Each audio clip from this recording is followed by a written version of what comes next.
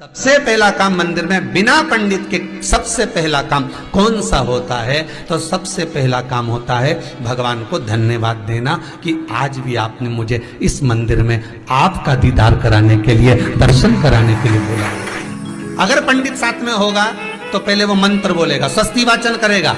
स्वस्ति वाचन करने में उसको अर्थात भगवान के लिए भी प्रसन्नता और आपके लिए भी प्रसन्नता। पर आपके पास कोई ब्राह्मण नहीं, आपको कोई स्तुति नहीं आती, आपको कोई मंत्र नहीं आता, आपको कोई साधना नहीं आती, आपको कोई तप नहीं आता, पर आप इतना तो कर सकते हो कि भगवान के मंदिर में जाकर उनको धन्यवाद दे सकते हो कि तेरी कृपा है जो मुझे चलकर यहां तक बुला लिया, 2 कदम चलाया, यहां तक बुलाया, ये तेरी कृपा है। और बड़ी कृपा करी जो डलिया भर के पूजन का सामान भी लाई, बड़ी कृपा करी जो दूध भरकर भी लाई, बड़ी कृपा करी जो कलश भरकर भी लाई। कितने लोगों का फायदा है कलश भरकर मंदिर ले जाने में? देखिए जरा कितने लोगों का फायदा।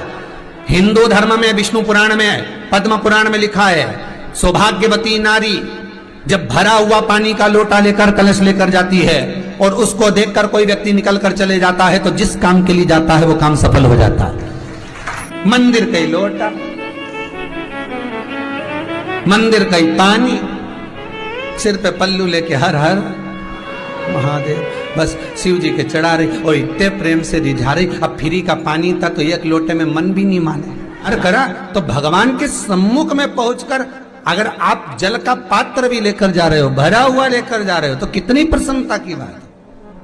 हिंदू धर्म की रीति है, जिस पात्र को हम जल चढ़ाने लेकर जाते हैं उस पात्र में भगवान के चरणों का जल लाते हैं, खाली पात्र नहीं लाते। क्या लाते हैं? भगवान के चरणों का जल। उस चरणोदक को लेकर आए, घर में रखा, सबने अपने नैनों में लगाया, हृदय में लगाया, चित्तवृत्ति में लगाया। खाली पात्र हम लेकर वापस नहीं आ रहे हैं। शिव मंदिर में जब जब जाओ, जल चढ़ाने के लिए जाओ, पात्र तुमने शंकर जी को पूरा पानी चढ़ा भी दिया तो शंकर के चरणारविंद का थोड़ा सा जल पात्र में डाल के भले 2 बूंद लाओ, 4 बूंद लाओ, इतना सा लाओ, पर लाओ और उसको पूरे परिवार के नेत्रों में जब लेकर आए हो चरणोदक तो लगाओ।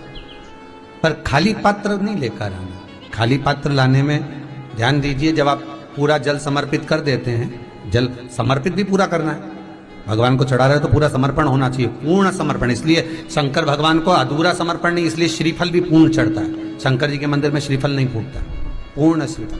बेलपत्री भी पूरी, चावल का दाना भी चढ़ेगा तो आखा, फल भी चढ़ेगा तो आखा, फूल भी चढ़ेगा तो आखा। भगवान को कोई चीज खंडित नहीं चढ़ती, शिव जी को जल भी चढ़ेगा तो पूर्ण। जिस जल को चढ़ाने के लिए लेकर गए उसको बचाकर नहीं लाना है शिव मंदिर में से, संपूर्ण भाग। क्योंकि भगवान के चरण की रज जब हमारे घर में प्रवेश करेगी तो हमारा आत्म कल्याण तो स्वतः ही हो जाएगा। शिव करुणा कर ही देंगे। पर कई लोगों की आदत रहती है, और आपने भी गलती करी होगी, गए होगे, चढ़ाकर भी आए होगे, पूरा पानी भी उंडेल कर आए होगे, चढ़ा भी दिया, छोड़ भी आए, पर लेकर नहीं आए होगे। कई लोग गलती कर जाते हैं और फिर बाद में कहते हैं हम तो इतने साल से पूजन कर रहे हैं, भगवान हमारी सुन ही नहीं रिया। तो भगवान के मैं तो तैयार बैठा, पर तू नवा के चली जाए, लेके तो कहीं जाए। तो भगवान थोड़ी ना कहेगा कि तू मेरे पास में आए तो मेरे चरण की रज लेकर जा। भगवान थोड़ी ना कहेगा कि मेरे पास में आकर तू ये लेकर जा। भगवान तो कहेगा मेरे पास में आया है, मांगना कुछ मत, बस मुझे जो स्नान कराया है मेरा चरणोदक लेकर जा, छीट दे पूरे घर में, संपदा भरना मेरा काम है। जहां मेरी चरण की रज पहुंच गई वहां संपदा स्वतः पहुंचती है, मैं वहां पहुंच जाता हूं। तो चरणों तक ले जा। पर लोग ले जाते हैं, पूजन करते, कलश भी उंडेलते, जल भी चढ़ाते, पर आते समय खाली लेकर आ जाते। भगवान को इतना बुरा लगता, मेरे दरवाजे से खाली जाए, मुझे कितना बुरा लगेगा। जो आए वो भर कर जाए, भले 2 बूंद लेकर आओ, पर उसमें चरणों तक थोड़ा सा लेकर अवश्य आए। उसी तरह जल चढ़ाने के बाद हम जब लेकर आते हैं पात्र के अंदर, ये उसमें उसकी बरकत है। गर्ग संहिता में दूसरी चीज कही, उसको भी समझ लीजिए। गर्ग संहिता में कहा गया, जब आप घर से जल लेकर जाते हो भरकर, तो ये सृष्टि की जितनी नदियां हैं, पृथ्वी पर जितनी नदियां विद्यमान हैं, जितने तालाब, जितने सरोवर, जितने कुंड, जितने विराजमान हैं, उन सारे तीर्थों का जल जब आप घर से लेकर निकलते हो तो वो तीर्थ का संपूर्ण जल आपके कलश में आ जाता है।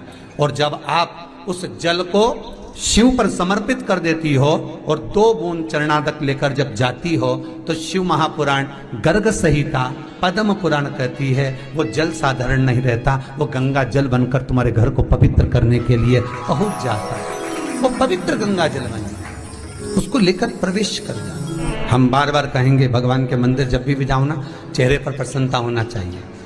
किसी से मिलने जाओ ना, चेहरे पर अगर प्रसन्नता नहीं और ऐसे ही पहुंच गए ना तो वो श्रेष्ठता नहीं मानी गई। तुम तुम्हारी बहन के घर जाओ, सती मैया जलकर भस्म क्यों हुई? माता सती के भस्म होने का कारण क्या था? सती को पिता पर जितना क्रोध आया उससे ज्यादा क्रोध सती माता को अपनी बहनों पर आया कि मेरी इतनी बहन, ये 60 की 60 बहन मेरे सामने खड़ी रही और मैं आई तो प्रेम से मुस्कुराई तक नहीं।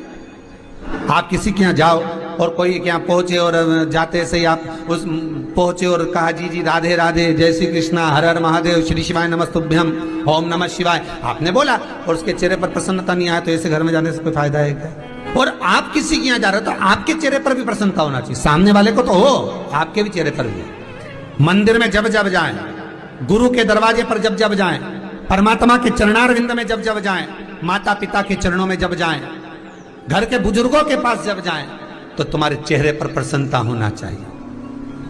भगवान को भी लगे दुख भले है इसको पर चेहरे पर प्रसन्नता है, इसको अब दुख नहीं देना क्योंकि इतना मुस्कुराकर ये मेरे मंदिर में आती है।